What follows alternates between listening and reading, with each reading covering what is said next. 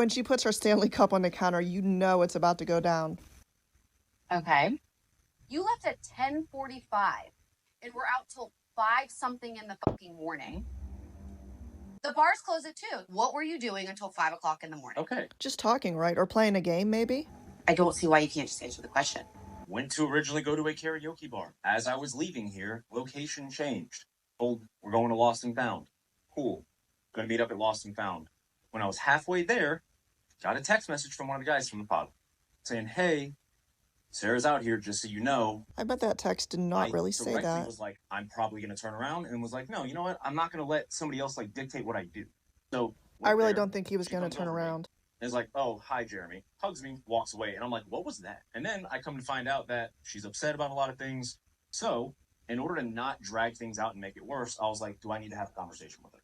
We hung back and we talked about things. You hung back with Sarah Ann and were talking till 5 a.m. Yes. Right. What do you mean? The fact that you haven't shut shit down with Sarah Ann, you could have easily prevented all of this bullshit had you just responded appropriately when she DM'd you. But no, you did nothing. You followed her back. You haven't taken any initiative to shut this shit down. So I'm just supposed to trust that you just supposedly had this lovely conversation where you did nothing but shut it down when you could have done that weeks ago. I understand how that can look. I understand how that can come across. Girl, bye. I'll say right now, I don't fucking believe you. You must have left the door at least a little bit cracked open for her to think it was even remotely appropriate to reach out to you. I knew this shit was going to happen. I love the fact that she You was have calm, anything cool, and else? collected. She came with receipts and she gave him so many chances not to lie, but he lied anyway. I'm thinking he left his phone in his car, but his Apple Watch still kept tracking his location. Hey you guys, welcome and welcome back to Mom Jeans by NUTCASE. It is yours truly, the NUTCASE Casey Nicole, and I am back again with the shenanigans. And today we are going to be doing another Love is Blind Season 6 couples breakdown, y'all. We got to keep going. We got to finish it up. And today we're going to be talking about Laura and Jeramey, and also Sarah Ann, because it was a throple. Was it not? Was it not? Ooh, ew. I got an ick. My skin is crawling, child. But we need to talk about it because it was a hot mess. It was a hot mess. And child, it was doomed from the start. Be sure to like the video, you guys. Be sure to subscribe if you have not already. Get in the comments and let me know what you guys think about whatever I say, or whatever you think, whatever you saw, or whatever I might forget to bring up, okay? Without further ado, let's get into it.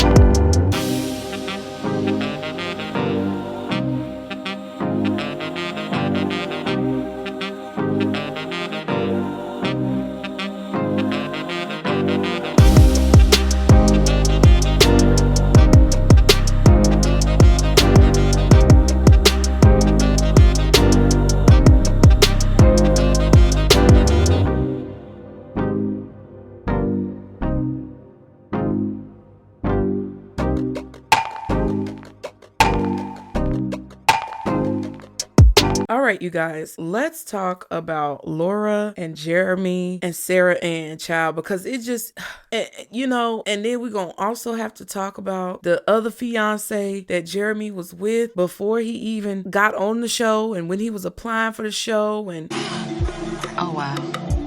Oh, wow. what? You get what I'm saying? Like, what? It ain't safe. It ain't safe out here for none of us. But it is. Listen, don't fret, because I feel like we are coming to a time in the world where more genuine relationships are going to start coming to the surface, okay? But this one was some trash. And I think Laura also for a brief moment was dealing with Trevor. Oh my God. Poor Laura. Poor Laura. She didn't have a chance, baby. She didn't have a chance. Because I don't know if she was dealing with anybody else on the show, because they really didn't show it. I don't fully remember if it was Trevor Trevor, but I think it was. I think that her and Trevor were talking and her and Jeramey were talking, but her choosing Jeramey, oh my God. None of us could have necessarily known, and I don't think she knew what would have ended up coming out after the show aired. Maybe she knew about it before we did. Laura seemed to have a little bit of foresight, and she seemed to have a little bit of keenness in her intuition, because the way she was handling him at that pool party, it showed me that she knew a little bit more than what maybe she even realized she knew in the situation. Everybody can feel the tension between us at this point, and can we at least just put it aside for today? Because I do want to try and have a good time with the people that are around here. Why the f is that your concern? Your engagement just ended. It's absurd. You are not a man. You're not man enough for me. You've never fucking happened, okay? End of story. Do whatever the fuck you want with whoever the fuck you want. That's fine. The narcissism is literally nauseating. I wish you the best. Same. Go kick rocks with open-toed fucking shoes.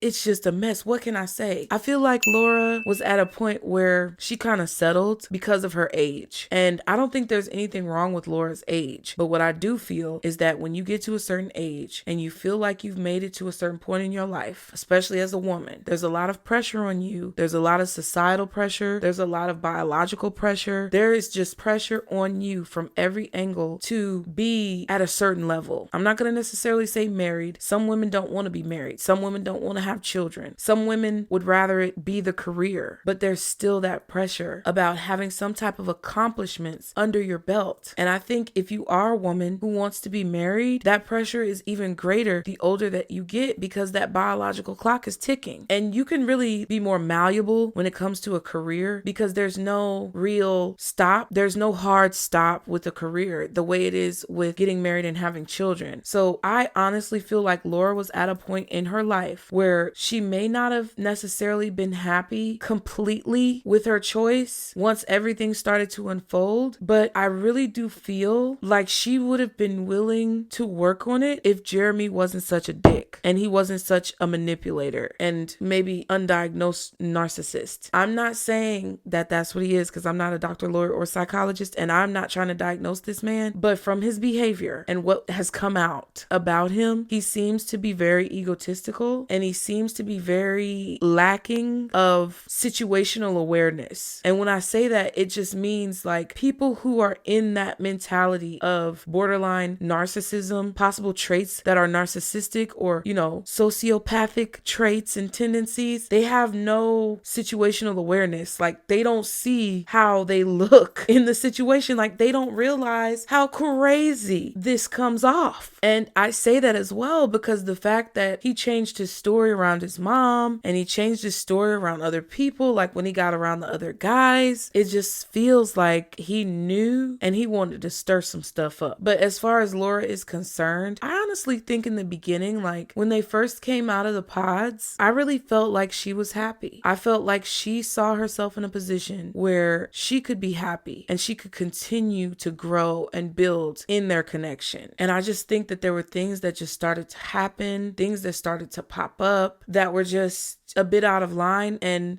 I can kind of see myself in Laura's personality because she is very sarcastic. She's kind of like an asshole herself, if you want to be honest. I feel like they meshed well together. That here goes that trauma bonding again, or toxicity bonding. I don't know what you want to call it, but they meshed well together because they were both assholes. Honestly, we can see that as well in Sarah Ann. So I don't know. It might be more to this spiritual stuff than we give credit, because it's some things. And those things are thangin', y'all. And it's obvious. It's clear to see now that we have the end result. But dang, I was like, ooh, I was writing notes because I don't want to be that guy. I don't want to be that guy, and I don't want to be that girl. The part that I didn't like about Laura was that she made that joke about AD. And I don't think people who haven't been around white people really understand, or Caucasians, I guess is the more politically correct way to say it, whatever. Like, especially minorities or Black black people. I don't think that black people understand how white people joke. I don't think black people who have not been familiarized with Caucasians, I don't think they really have a clear gauge on how they joke and the comedy they make. And people of Caucasian descent, they're trying to relate in some way. Sometimes I feel to black people and it doesn't always come out right. Sometimes you just have to take it with a grain of salt and not be super sensitive and offended by every little thing that happens, because it doesn't really determine or define who you are as a person. But I do feel that Laura should not have made the joke. Like, I just don't think you should make the joke. I feel like you should be more socially aware. However, we're all not necessarily the best gauge of social awareness because it changes every day. And who the fuck knows what's going to be the next thing that you should not do. I'm just keeping it real. Like, even as a black person, for me, I don't even know if I should say white. Like, is that offensive to call a white person white? I don't know. And I'm not trying to be rude, but you know, you never know. Like, these days, the times that we're in, you never know. And I think that it was only uncomfortable when Jeramey brought it up. Honestly, I'm gonna be honest with you. I don't think it would have been a problem if it was just an inside joke between Laura, AD,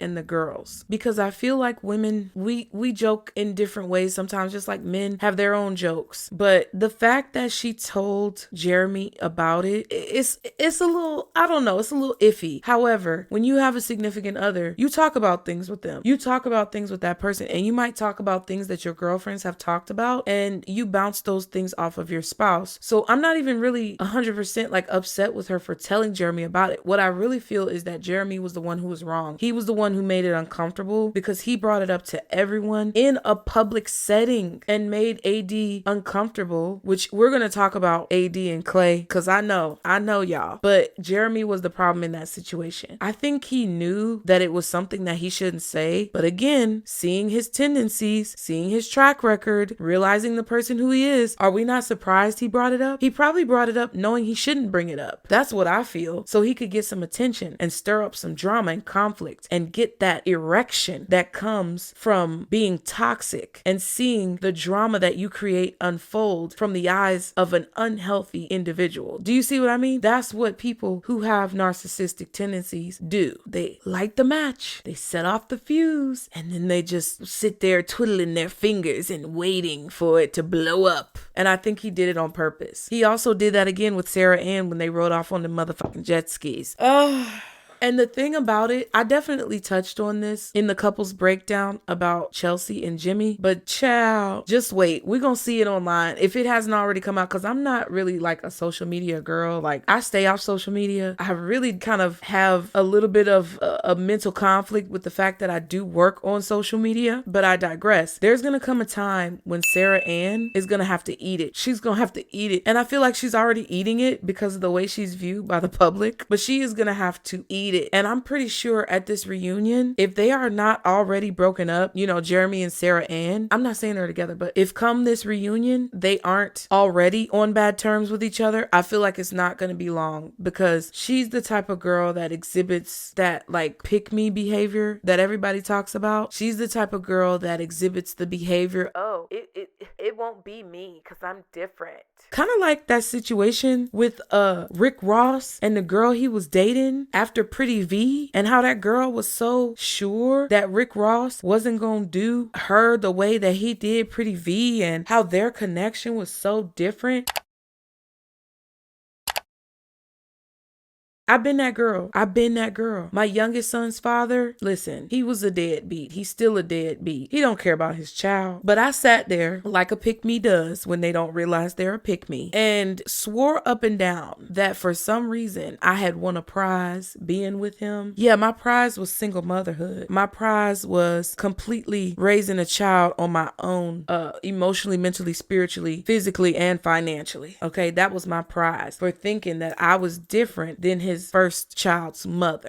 I ain't even gonna sit here and hold you. I told y'all, I don't have all the answers. I don't always know everything, and I'm not always right. But one thing about it is I done lived a life, and I just turned 32 recently. Happy birthday to your girl. If you'd like to donate, be sure to click the PayPal link or Zelle me below. Okay, y'all? But I've lived a life, and I haven't always made the best decisions, but I have tried to observe my choices. And when I saw Sarah Ann stand up for her decision to literally take part in destroying destroying another connection, even if it wasn't necessarily all on her. Because really it boils down to Jeramey and his choices, right? And I feel like they did have sexual relations. Jeramey was straight up doing the Bill Clinton, y'all. I did not have sexual relations with that woman. Yes, you did. You did. Cause ain't no way. Wait, what? Who was that who sang that song about ain't nothing open but legs after a certain time? Right. You definitely did, sir. And I just feel like for her part though, Sarah Ann, for her part that she played in that whole situation, there's gonna come a day where she's gonna see, if it has not already come. I promise you, there's gonna come a day where she's gonna see. And if she doesn't see, then that's her own personal punishment. That's her own personal hell. Hey guys, editing me. You know I gotta interject sometimes. What I also noticed that I wanted to bring up about this whole situation with Jeramey and Sarah Ann, I honestly feel that Jeramey chose Laura first because he wanted to test her. He wanted to test Laura to see if she would be the type of woman to allow him to play with her feelings. He wanted to test her to see if she would be the type of woman to allow him to be in the streets and have a side chick, okay? That's why he didn't choose Sarah Ann first. When he realized that Laura was not that big, he quickly left the situation and turned it on her and did all of the confusing circle dance questions that he did during the show because he realized that she was not going to be the one. She was not the one or the two. And that's what I feel like happened. Because Laura stood up for herself, because she stood her ground, Jeramey realized that she was not going to be the doting wife who sits at home and lets him go off into the streets and cheat. But that's why he picked Laura first instead of Sarah Ann. He wanted Sarah Ann from the beginning, but he also wanted to have his cake and eat it too, like a lot of crazy people do. They want to have their situations laid out the way that they want to have them. And I feel like because Laura did not take that, he had to go ahead and start the commotion and basically do what he did. If Laura had not stepped to him the way she stepped to him on that first day after he came home at 6 o'clock in the morning, then he would have continued to do that, and she would have continued to be in a situation where he was constantly walking all over her, period. That's why sometimes when you're in a situation where somebody has done you wrong, or they don't realize the error of their ways and the way that they've hurt you or the way that they've hurt other people, sometimes you got to let them just be where they at. Because even if you don't see that person receiving any type of punishment or vindication for what they've done, or you don't get the vindication, I should say, you have to be at peace with how your creator, whoever you believe in, has protected you and kept you from nonsense. Because even if you don't think so, a lot of those people are going through their own personal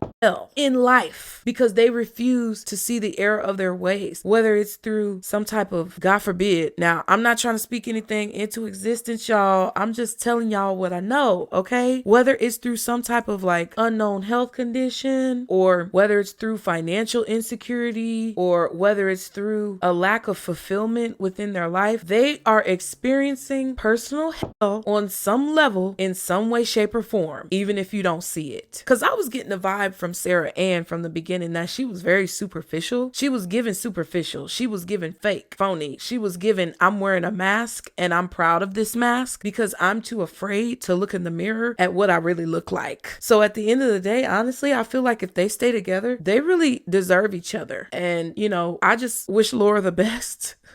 But she really dodged a bullet in that situation. And whether she was right or wrong when it comes to the whole joke about AD, I still respect Laura. I do. Because the way she handled him and the way she talked to him, I'm not mad. I'm not mad at all, you know? Because I think it needed to be said and it needed to be done. And that's how I feel about it. So y'all be sure to get in the comments. Let me know what you think about what I said, how I felt, and what I may have left out. Let me know below. Be sure to like the video, you guys. Be sure to subscribe. And I'll see you on the next couples breakdown.